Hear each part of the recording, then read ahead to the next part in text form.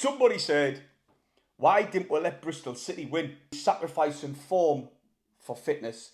Reggie should win it hands down. Alright everybody, welcome back to another match preview on the channel. This one is for Bristol City versus Sunderland on a Friday. I'll be doing a live stream on the channel. You know it's always a screen, so come on the chat and say hello. But before we're going any further, right, it costs you but sniff to do so. Smash the thumbs up and subscribe if you're brand new to the channel. This video is sponsored by Tyne & Weir Garage Doors. He's on Facebook, go and check him out. Now then, there's a lot to talk about. Go and talk to me about Swansea game, the up and coming obviously Bristol City game, the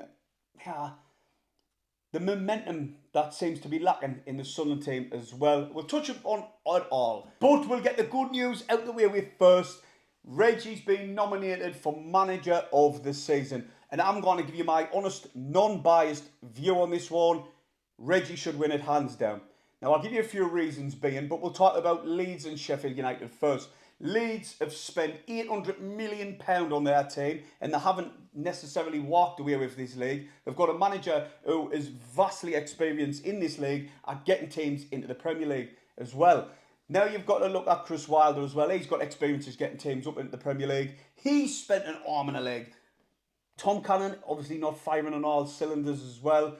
Yeah, no, I've seen a few booings coming from their fans regarding performances, what they've been putting in recently. Now Reggie, listen to this one. They've spent billions. We've spent next to nothing. We're one of the lowest spenders in the league, and we have one of the lowest salaries in the league. And that's with Sunderland. The way we finished last season, we were dropping like a lead balloon. We were very lucky that there wasn't any more games left in the season, or we would have went back down to League One. Reggie's took charge, and in his first season in English football with his new team, he's now got us to a playoff spot, and we could nail down fourth place with another win.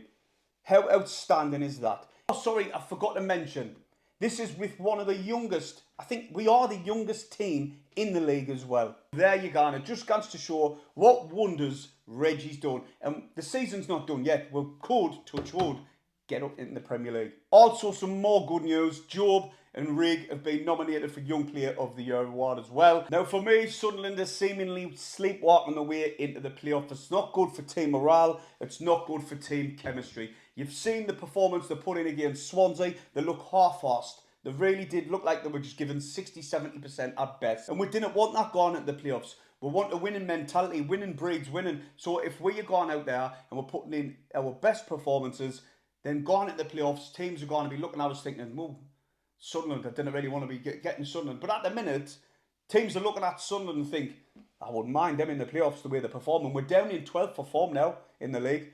But I do understand squad rotation is very important, and we didn't want to be risking the likes of Lafay, especially Job for me.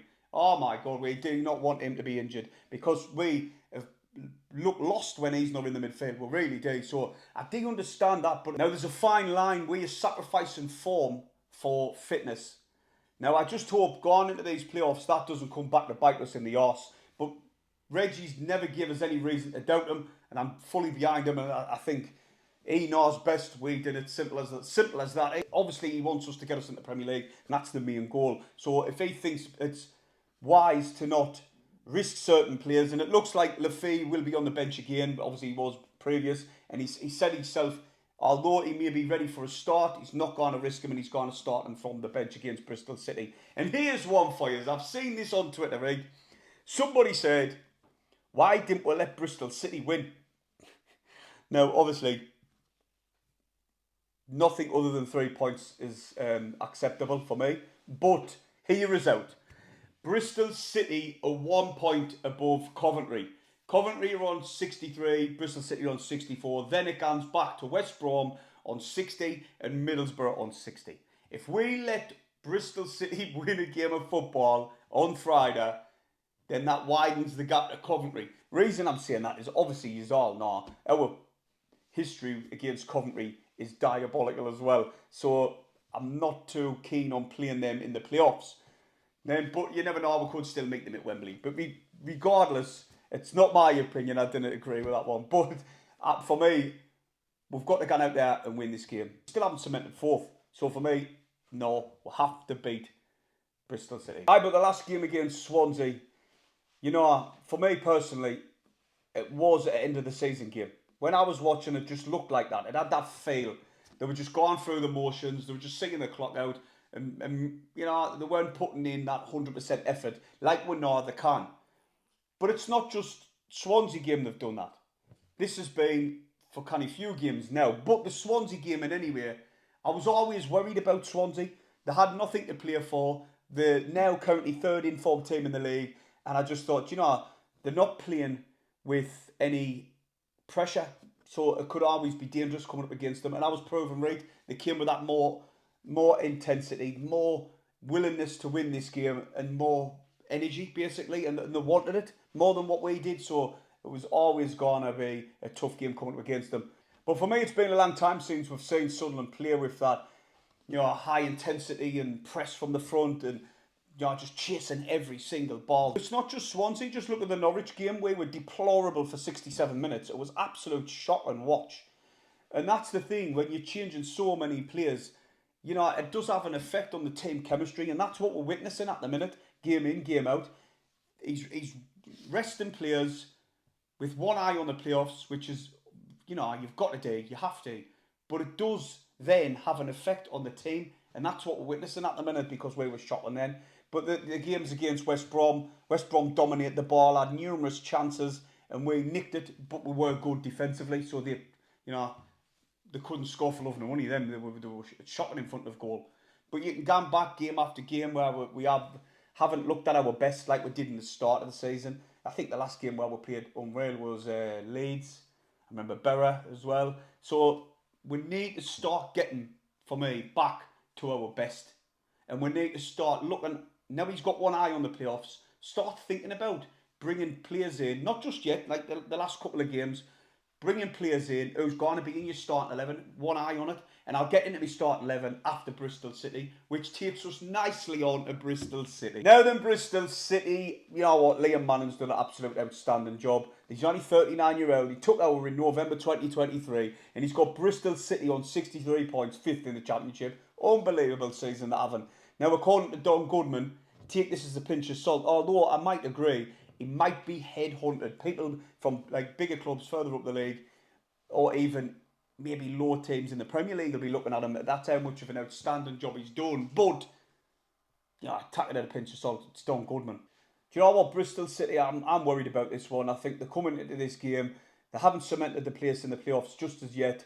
And they're, you know, the informed team in the league. They're not the informed team, but they are informed. They're 4th in the league at the minute. So I'm worried about Bristol City. I really am, coming up against it. I want to win this game. Although I've seen people say they did it, so that pulls the gap away from Coventry because we're shocking against Coventry. But I am worried about this game, I really am. Bristol City are on 64 points, and I think Coventry on 63, then West Brom and Berra are on 60. So they'll be coming at this game wanting to get all 3 points. They'll come with a high intensity and just want to get at us straight from the first whistle. In the last game, they drew with QPR. Probably is a fair result. Earthly, who Manning wants to sign, he scored 3 goals for them this season. He's done really well against QPR. Sorry, I couldn't even get my words out there. He done really well against them, and he obviously got on the score sheet as well. But Manning's let it known that he wants to sign him. 2 games previous were both at home, and they both won them 2-1. It was against West Brom, which is a decent result for Bristol City, and also Watford. Now, there's quite a few players I'm going to be mentioning here. And the first of all is Mehmeti. We mention him practically every other video we've got today with Bristol City because he's been unbelievable for them. He's got 12 goals this season. Also, Natty Wells, he's got 10 goals, 3 assists. He costs them 27 grand a week. I just found that out today. Scott Twine, who we've been rumoured to numerous times in the past, 5 goals, 3 assists. Then there's a lot of players on 3 goals. Now, Knight and Sykes on 3 goals, 4 assists each. Then Earthly, who I've just mentioned previously, he's got 3 goals as well. McNally and Armstrong also on 3 goals. Also, just got back into the team as Harakwa.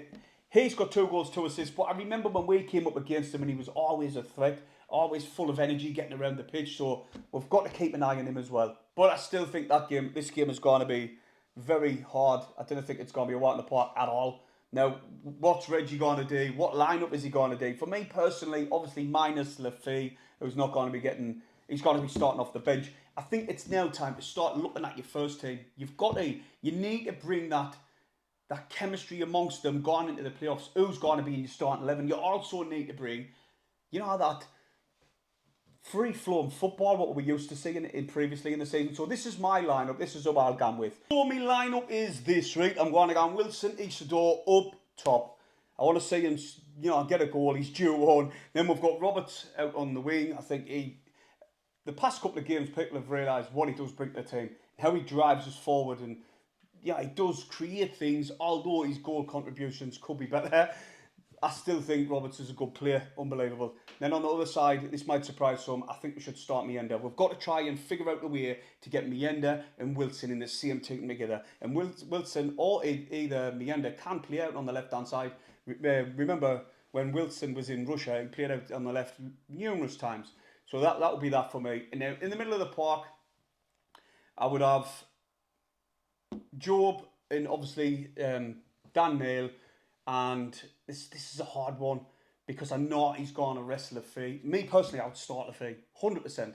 But he's probably bringing somebody else. Now, Samed, I know a lot of people give Samed stick. And that is because when he got on the bottle, the first thing he done was ballooned it out into touch.